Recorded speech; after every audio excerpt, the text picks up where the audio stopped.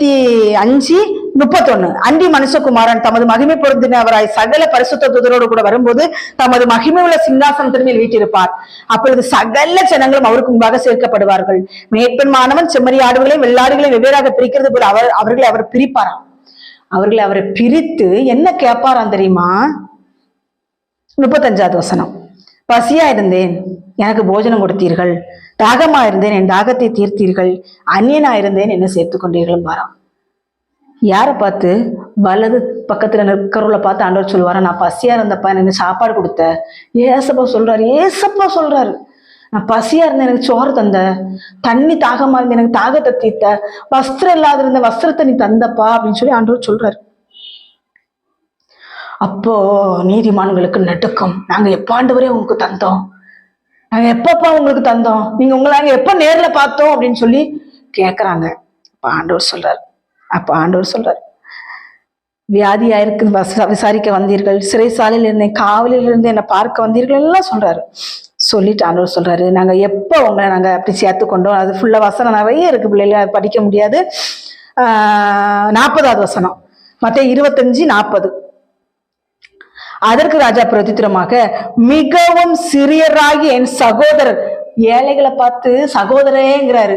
நம்ம சொல்லுவோமா அப்படி? நமக்கு ஒப்பா இருக்கிற ஸ்டேட்டஸ் இருக்கிறவங்கள பார்த்து வாங்க பிரதர், பிரைஸ் லார்ட் பிரதர், ஸ்தோத்திரம் பிரதர்னா அவங்கள பார்த்தா சொல்லுவோம். ரோட்டோரத்துல வஸ்திரம் இல்லாம இருக்கிற மக்கள், பசியா இருக்கிற மக்களை பார்த்து பிரைஸ் லார்ட் ஸ்தோத்திரம் எனக்கா சொல்லியிருக்கீங்களா? ஏசு உங்களை நேசிக்கிறார் சொல்லியிருக்கிறீங்களா? தெரியல.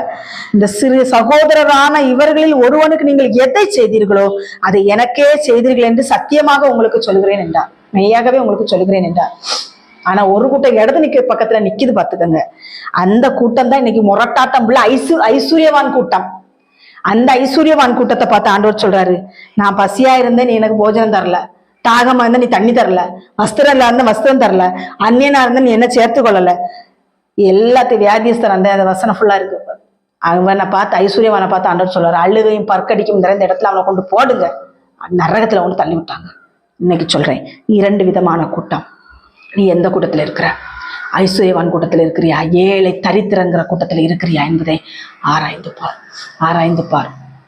இன்னும் எனக்கு நிறைய பணம் வேணும், இன்னும் நிறைய பொக்கிஷத்தை சேர்க்கணும், இன்னும் பயங்கரமா நான் பண்ணணும். இன்னைக்கு நிறைய பேர் இப்படி வேற சொல்லிக்கிறாங்க, நாங்க நிறைய சம்பாதிச்சு ஏழைகளுக்கு உதவி பண்ணணும்னு.